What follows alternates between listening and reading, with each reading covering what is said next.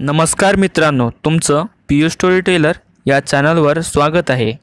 जर तुम्ही आमच्या चॅनलवर नवीन असाल तर चॅनलला सबस्क्राइब करायचं विसरू नका आणि समोरचं बेल आयकॉन आहे त्याला प्रेस करून नोटिफिकेशन ऑल करायला विसरू नका। धन्यवाद। चला तर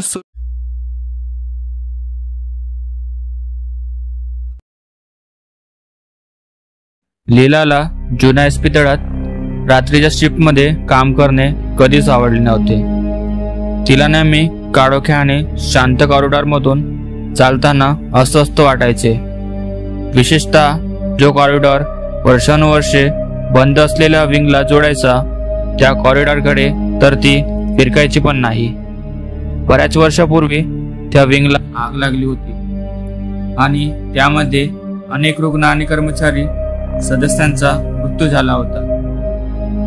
तेव्हापासून ती विंग बंद होती।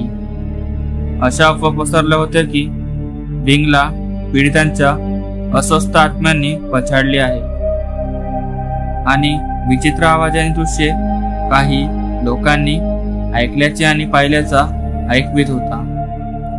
लीलाचा भूतांवर तसा विश्वास नव्हता, पण तरीही तिने शक्य तितके त्या विंगकडे जाणे टाळले होते। तिने तिच्या सहकाऱ्यांकडून त्या विंग बद्दल अनेक भयानक कथा ऐकल्या होत्या। एका रात्री मात्र तिला विंगेत जाण्याशिवाय पर्याय नव्हता। श्वास घेण्यात त्रास होत असलेल्या रुग्णासाठी ती एक अतिरिक्त ऑक्सिजन टाकी शोधत होती। वेळ रात्रीची होती आणि लवकरात लवकर ऑक्सिजनची टाकी पाहिजे होती। ती विंगची स्टोरेज रूम अशी एकच जागा होती जिथे एवढ्या लवकर तिला ऑक्सिजनची टाकी मिळू शकत होती। तिने इतर सहकाऱ्यांना विचारले, पण सगळ्यांनी तिथे काही मिळण्याची शक्यता नाही असे सांगितले। तसेच तिथे जाणं धोक्याचं पण आहे असे सांगितले। पण काही करून लीलाला त्या रुग्णाचे प्राण वाचवायचे होते। तिने एक टॉर्च घेतली आणि विंगच्या दिशेने निघाली। विंग मधल्या स्टोरेज रूम मधून ती टाकी घेऊन शक्य तितक्या लवकर तिथून बाहेर पडायचे असा तिचा हेतू होता। आता ती विंगच्या बंद दरवाजासमोर उभी होती। तिला प्रचंड भीती वाटत होती, पण त्या रुग्णाच्या जीवन मरणाचा प्रश्न होता। तिने धीर करून दरवाजा उघडला आणि तिच्या चेहऱ्यावर थंड हवेची झळक उधळकली। तिचे हात भीतीने थरथर कापत होते। तिने टॉर्च चालू करून अंधाऱ्या हॉलवेला प्रकाशित केले। बरेच दिवस बंद असल्याने गोंधळ हॉलवे मध्ये एक प्रकारचा गोंधळपणा जाणवत होता। जमिनीवर धूळ आणि कचरा, तर छतावर आणि भिंतीवर पर्वतच पोळीष्टकी दिसत होती। भिंतीवरून रंगाचे कपडे निघाले होते। तिला लाल अक्षरात प्रवेश करू नका अशी सूचना देखील दिसली। तिने त्या गोष्टीकडे दुर्लक्ष केले आणि दालनातून खाली चालत स्टोरेज रूमचा ती शोध घेऊ लागली। ती अनेक बंद दरवाजांसमोरून गेली। काहीवर रेड टेप किंवा पॅडलॉक होते।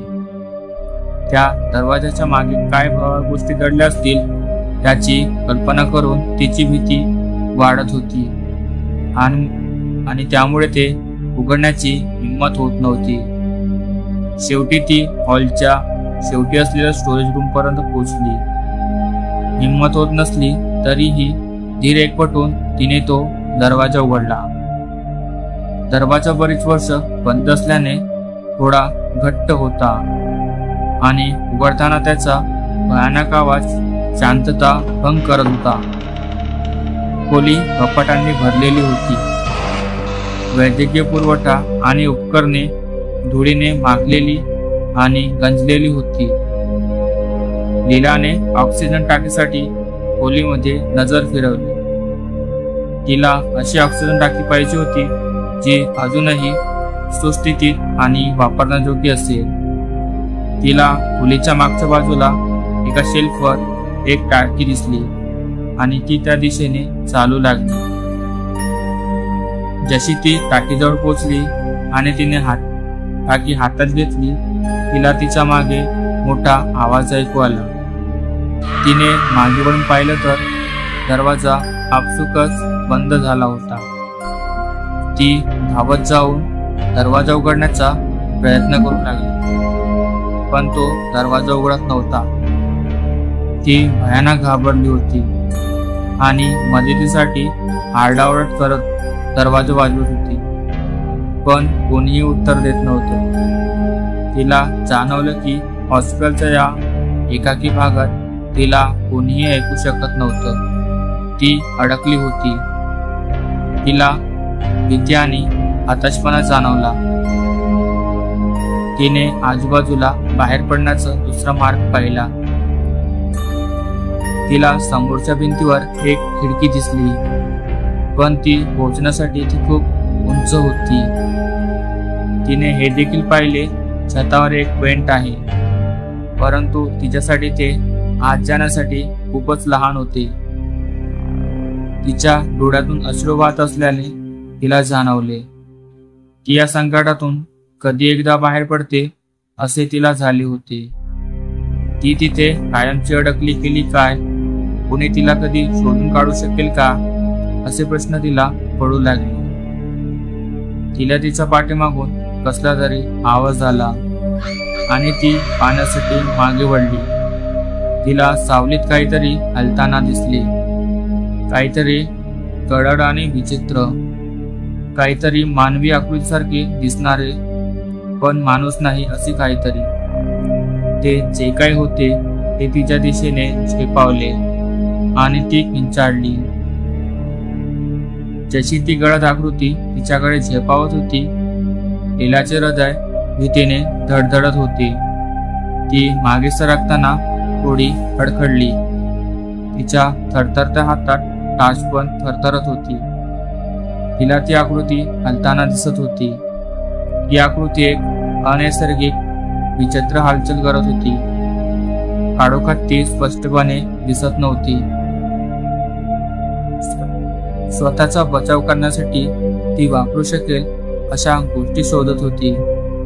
तिने आजूबाजूला काही मिळतंय का हे पाहण्याचा प्रयत्न केला. हे सगळं करत असताना लीलाच्या मनाची तारांबळ उडाली होती.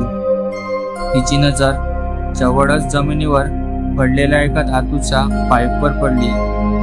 प्रचंड इच्छाशक्ती जोरावर तिने तो पाईप हातात घट्ट पकडला आणि स्वरक्षणासाठी समोर केला. आकृती जवळ येत राहिली. तिच्या हालचाली विचित्र पण मंद झाल्या होत्या. लीलाचा श्वास कोंडला होता. तिच्या मनात भीती आणि निराशेचे वावटर होते. तिला माहित होती की तिला खोडीतून पडून जाण्याची संधी हवी असल्यास तिला या गोष्टीचा सामना करावा लागेल. तिच्याकडे असलेल्या सगळ्या हिमतीला एकवटून लीला ओरडली, मागे राहा, मी तुला मला डोकावू इच्छित नाही. तिचा आवाज कपरा जरी असला तरी तिने तिचा अटूट निर्धार व्यक्त केला होता. तिचा तो अवतार पाहून ती आकृती संकोचल्यासारखी वाटली. क्षणाचाही विलंब न करता लीलाने संधी साधली आणि तिच्या सर्व शक्तीने धातूच्या पाईपने त्या आकृतीवर वार केला. आकृतीशी पाईप धडकला आणि एक विचित्र आवाज झाला. आकृती मागे सरकली. तिचे ओरडणे अनैसर्गिक होते. लीलाने एक सेकंदही वाया घालवता तिने आधी दिसलेल्या एका खिडकीकडे धाव घेतली. ती जवळच्या टेबलावर आणि नंतर खिडकीवर चढली. हातात असलेल्या ऑक्सिजन टाकीचा आघाताने खिडकीची काच फोडून ती दुसऱ्या बाजूच्या कॉरिडॉरमध्ये जाण्यात ती यशस्वी झाली. आघातातून सावरलेली ती आकृती पुन्हा तिच्याकडे झेपावत होती, पण लीला आधीच अर्ध्यावर आली होती. तुटलेल्या काचेतून मिळालेल्या ओरखड्यांकडे दुर्लक्ष करून तिने कॉरिडॉरच्या दरवाजाच्या दिशेने धाव घेतली. तिची मागे वळून पाहण्याची हिंमत नव्हती. जीवाच्या आकांताने ती पडत राहिली आणि त्या विंगमधून बाहेर पडली. ऑक्सिजन टाकी घट्ट पकडून ती हॉस्पिटलमध्ये गेली. लीलाचे सहकारी तिलाच शोधत होते. तिला पाहताच त्यांचे चिंतित चेहरे समाधानाने फुलले. तिच्या हातात ऑक्सिजनची टाकी पाहून सर्वांना आश्चर्य वाटले, पण आनंदही झाला. लवकरात लवकर त्यांनी ती टाकी गरजू रुग्णांपर्यंत पोहोचली. झालेल्या प्रकरणाने लीलाचे मन हलके जरी झाले असले तरी विजयाची जबरदस्त भावना तिला सुखावत होती.